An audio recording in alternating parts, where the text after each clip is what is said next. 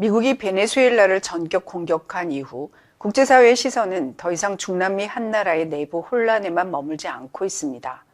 다음 차례로 쿠바, 콜롬비아, 심지어 그린란드까지 거론될 수 있다는 관측이 잇따르면서 트럼프 행정부가 구상하는 장기 전략의 윤곽이 점차 드러나고 있기 때문이죠. 이 흐름을 관통하는 키워드는 서반구 재정비이고 그 최종적인 겨냥점은 중국이라는 해석에 점차 힘이 실리고 있는데요. 이번 사안은 개별 국가를 대상으로 한 일회성 압박이 아니라 미국이 다시 서반구 전체를 전략적 우선 공간으로 재규정하고 그 안에서 중국의 영향력을 구조적으로 차단하려는 시도의 일부로 보입니다. 베네수엘라에서 시작된 강경 조치는 쿠바, 콜롬비아, 그린란드로 이어질 가능성이 거론되는데요. 이 지역들은 하나의 선으로 연결됩니다.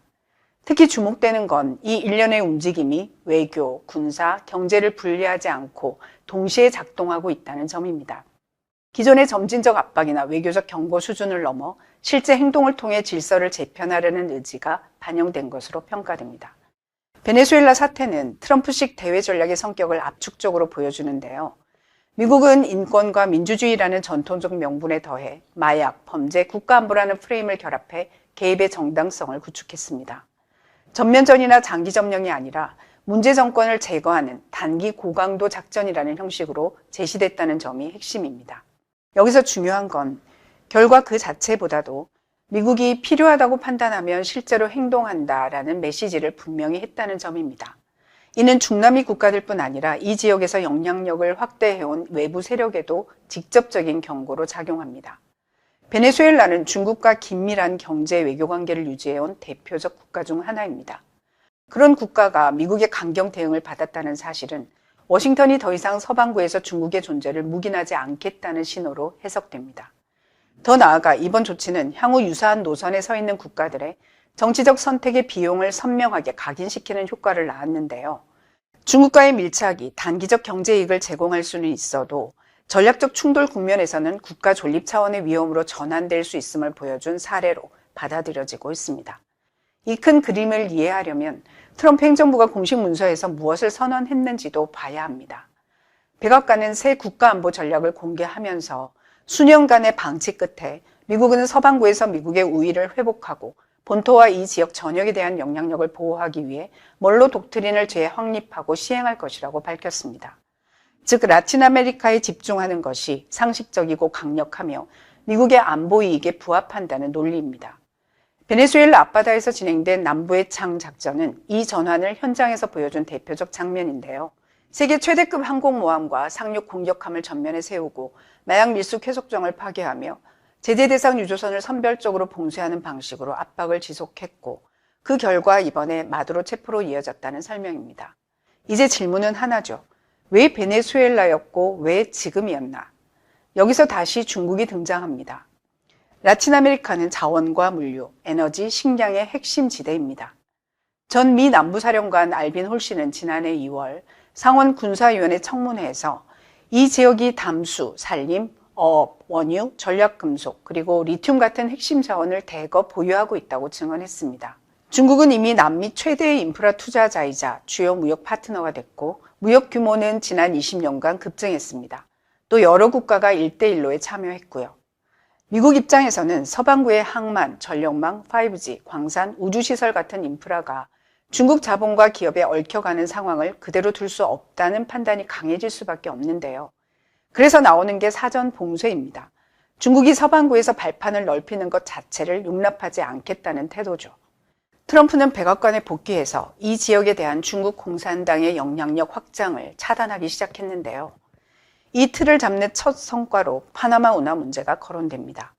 워싱턴의 압박으로 홍콩계 기업 CK 허치슨이 보유한 파나마 운하 운영권 지분을 미국 투자회사 블랙록이 이끄는 그룹에 넘기기로 합의가 이루어졌다는 대목은 상징성이 큽니다.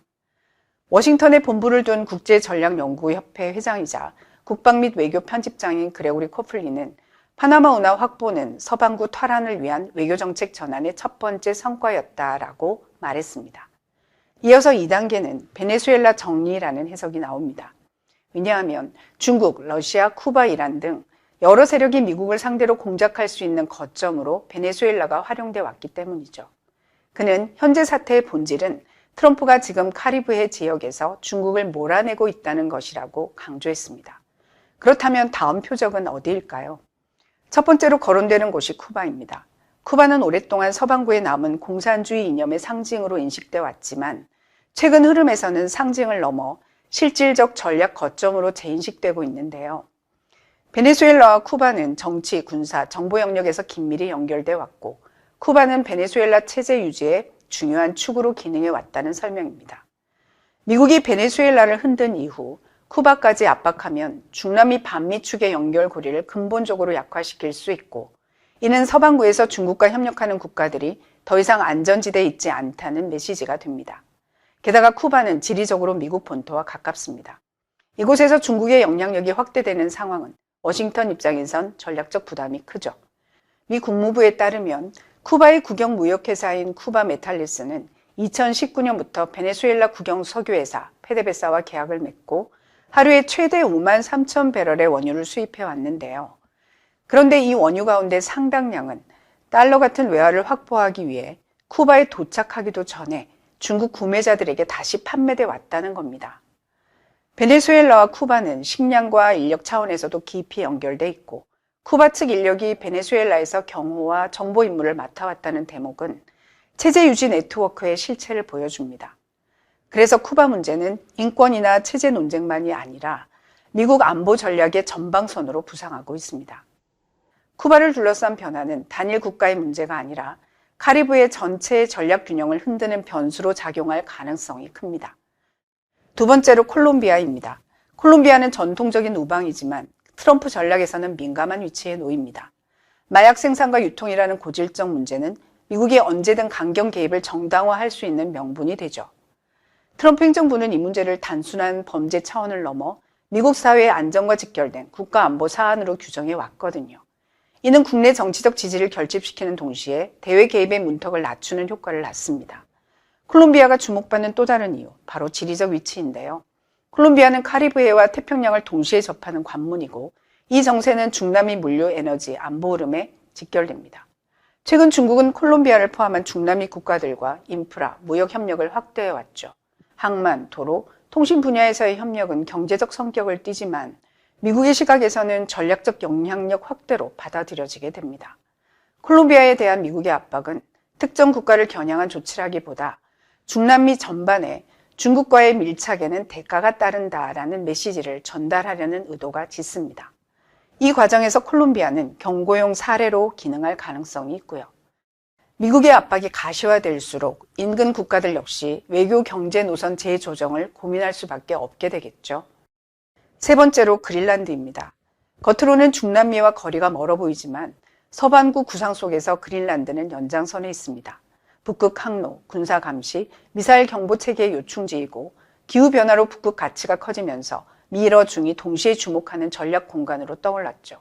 미국이 그린란드에 강한 관심을 보이는 이유는 북극에서 중국의 진입 여지를 사전에 차단하려는 의도가 깔려있기 때문입니다.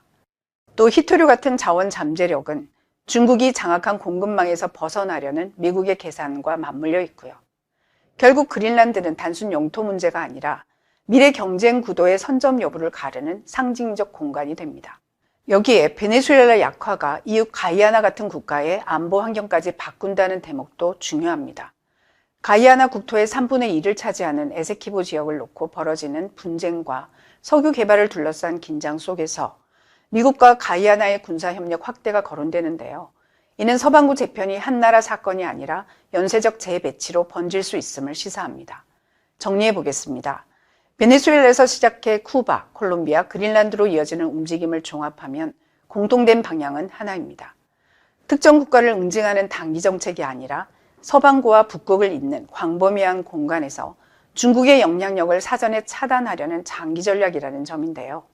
트럼프 행정부는 중국과의 경쟁을 더 이상 아시아나 무역에만 가두지 않습니다. 미국의 전통적 영향권에서 중국이 발판을 넓히는 것 자체를 용납하지 않겠다는 것이죠.